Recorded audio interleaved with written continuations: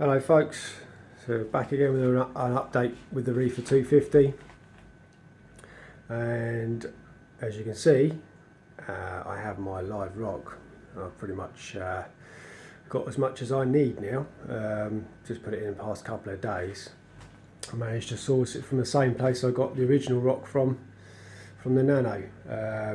The only problem with it was that although the colours are all nice, coralline and stuff, it's premium Fiji live rock, it had quite a bit of aptasia kicking around all over it, so I managed to do a deal with this shop to sell me some Red Sea Aptasia X to kill it. So yeah, that's what I've done. I purchased, I think it's about 15 kilograms to add to what I had in there.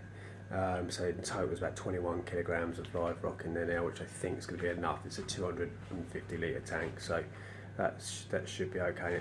Rockscape wise, there's not too much in there. I've got lots of room to place lots of corals, so they've got good growth out, because that's what you have to remember. If you put too much live rock in there, you get some big sort of SPS corals that branch out. They're going to end up sort of coming out of the water and whatnot. So yeah, and obviously fish stock, they're going to need room to swim about. So that's about right amount of rock in there.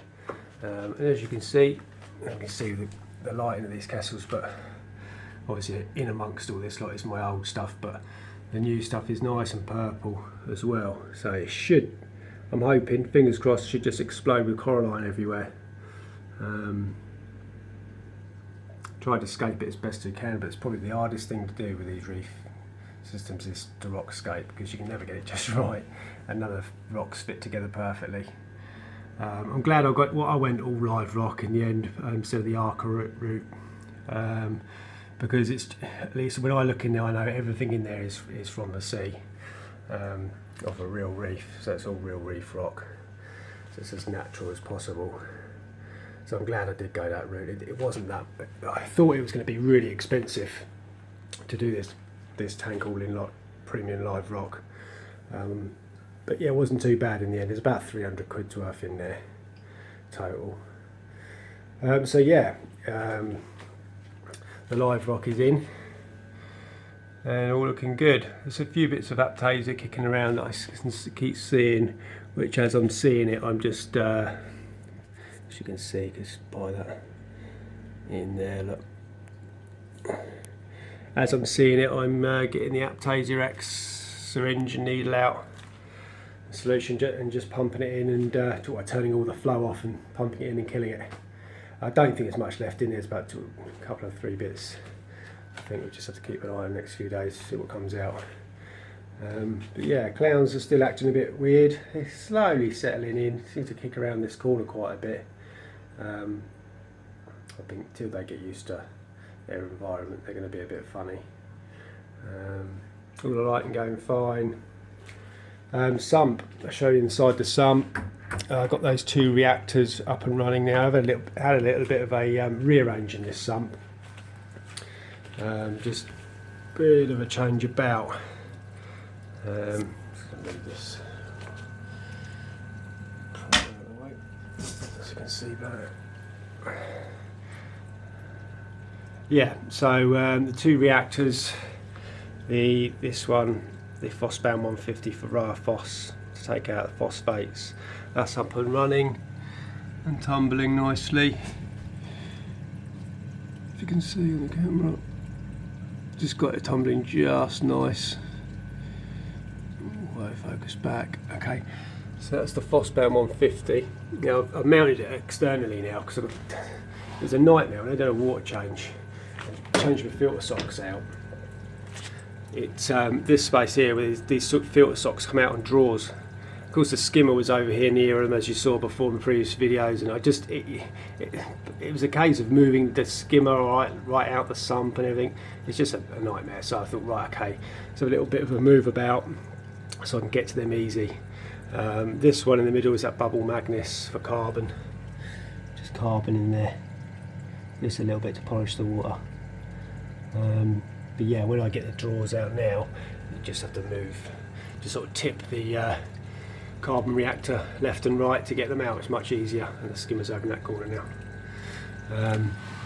Skimmer's doing really good. Because all that live rock got in there, it's starting to really puff up now, taking any dead organics out of it. As you can see, real nice dry foam. So that's all going good. Haven't started dosing yet, just dosing manually alkalinity, a little bit of calcium, just to keep those in check. But until I let all this live rock settle down and the system stabilise, I'm not going to know what's going to be sucking down. I'm just going to slowly add corals and fish now, just slowly as and when I see the right ones. Probably go for a little bit of fish stock first, get a little bit of bioload going in the tank, and then sort of see, monitor the nitrates, make sure the nitrates don't keep up too high, and get a good maintenance routine in place for the to keeping the nitrates as low as possible. But yeah, it's all going good.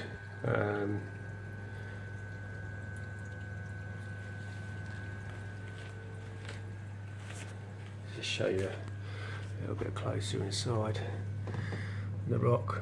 That's a new piece right in front of us now on the camera.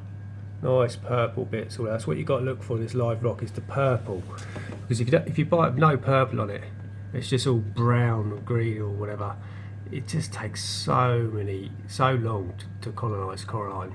If you give yourself such a head start if you get it with all these bits of purple crusting on there, because that should, especially on this lighting in the right conditions, should just explode over the next couple of months, as you see in my next videos coming up.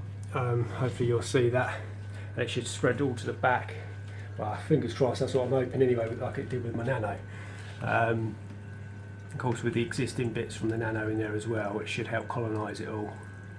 That's quite an interesting piece of dead coral I bought in the live rock, which I've just planted my Zoa frags in there. It's like a Zoa garden. Hopefully it will grow up through there. I mean, I'm going to change it about in here probably quite a bit. I mean, this green star Exenia is probably going to go lower down.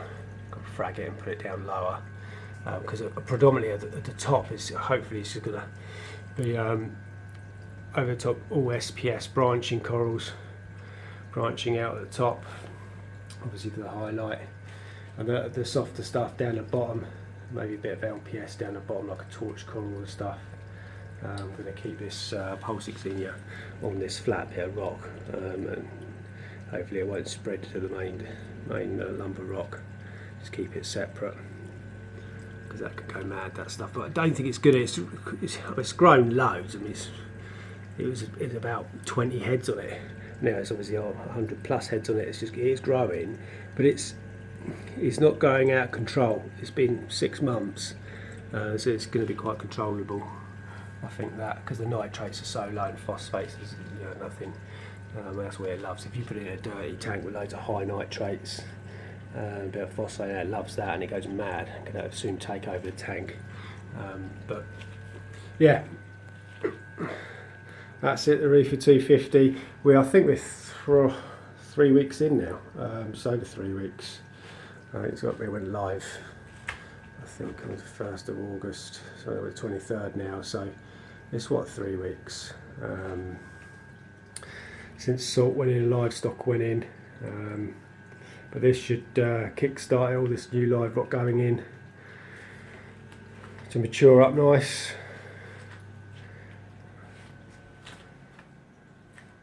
But yeah, that's it. Any questions you've got, put them in the comment box below. Subscribe, give us a thumbs up, let me know what you think or any advice. But I think we're okay. It's going good. So I'm going to wrap it up. Reefer 250, 3 weeks in. Do another update probably in a week or two's time. Hopefully there'll be a bit more livestock in there for you to see. Some, get a nice community of fish. I don't know what I'm going for yet. Nothing too big bioload wise. I'd love to put a yellow tang in there, but I know they can get bigger, you know, potentially too big for this tank, so I don't really want to do that. Take it out and sell it on or whatever. So yeah, I'm just really going to stick with small, peaceful community in here. You know, forget it was all, you know, it's a massive tank and out or fish oven in there. It's not really a massive tank. It's only 250 litres. You know, the tangs do need lots of swimming space. You know, if this is the 450, yeah, you could put tangs and a few angels in there. But you know, I think I'm just going to stick with small community fish. Maybe just a little,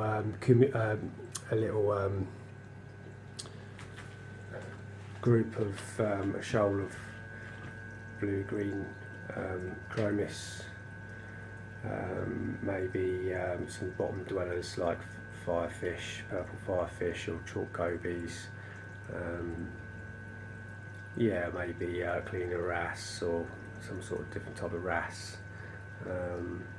Yeah, I'm just going to sort of plan that properly, what fish I'm going to have. So yeah, that's it. Reefer 250, I'm going to wrap it up now and see you in the next video. Cheers folks.